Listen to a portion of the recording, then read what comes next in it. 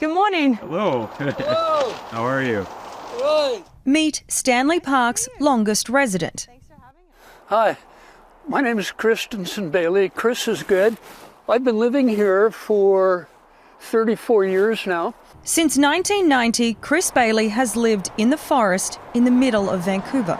When I first went in there, I was bagging geese and cooking them. The first 17 years in here were candlelight. But at age 74, and with trees around his campsite being cut down, leaving him exposed, Chris's time in the park is coming to an end.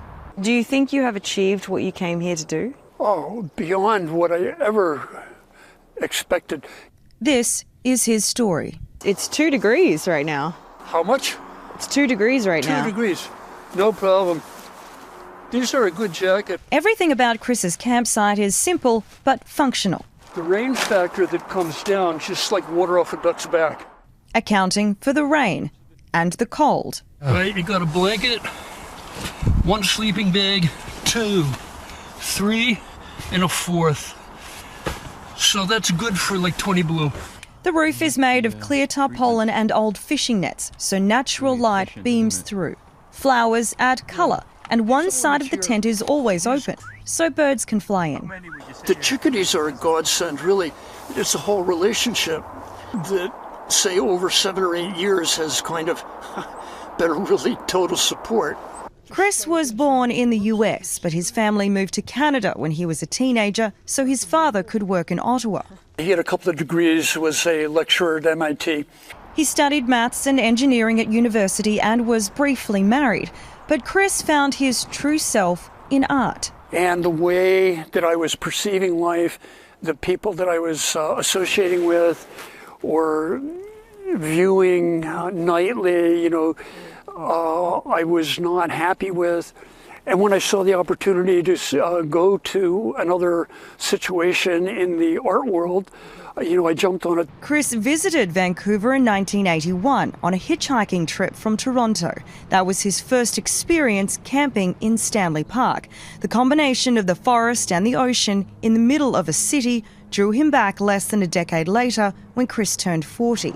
And he never left.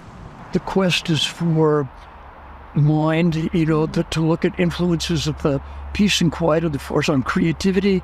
And that's square one 30 years ago.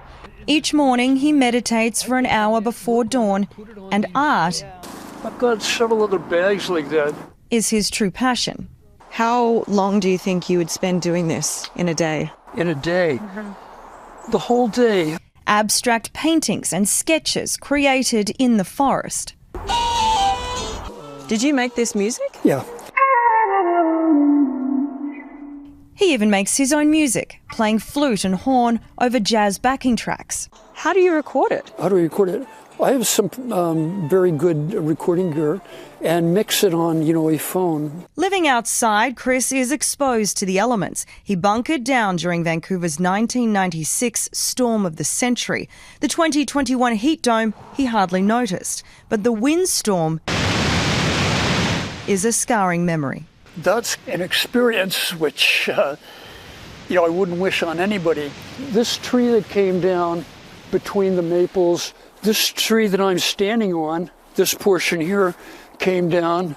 In 2006, hurricane-force winds ripped through Vancouver. Chris took shelter under a log. 15 feet over, another tree came down, and then 10 feet beyond that is where I would be sheltering when the wind came in. What did that sound like? What does it sound like? The wind. Sounds like freight trains coming in. Around him, more than 10,000 trees were uprooted. To see that or witness that is, devastating. Really, you hardly ever get over it. Despite his camp being fairly hidden, Chris's presence wasn't a secret.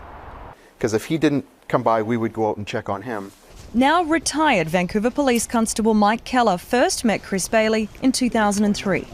He seemed to be very, very well equipped for himself. Like, he was very self-sufficient. Keller spent 20 years with the VPD's mounted unit in Stanley Park. It's their job to know who's in the forest. We were really focused on the people that were drug addicted, alcohol addicted, involved in crime, maybe using the park as a place to hide or even do crime. Chris was not one of those people. There have been a lot of people living in the park, and I think a lot of people will be surprised by that. Sergeant Susan Sharp has known Chris since 2010. She says during her time with the VPD, there have been around 10 long-term residents in Stanley Park, all men over 50. Chris's stay is the longest. My relationship with him was special and unique. He was very special and unique. He wasn't like other people that were living in the park. Every Christmas I get a note from him via email or a text message just saying Merry Christmas. At Christmas time one year, he brought me some art. It's this connection to art and nature that's kept him here so long. When you first went into the park, did you know at that point that you were going to be there for 30 years? No, not at all. If I checked out of here tomorrow into the great beyond, why not go with it?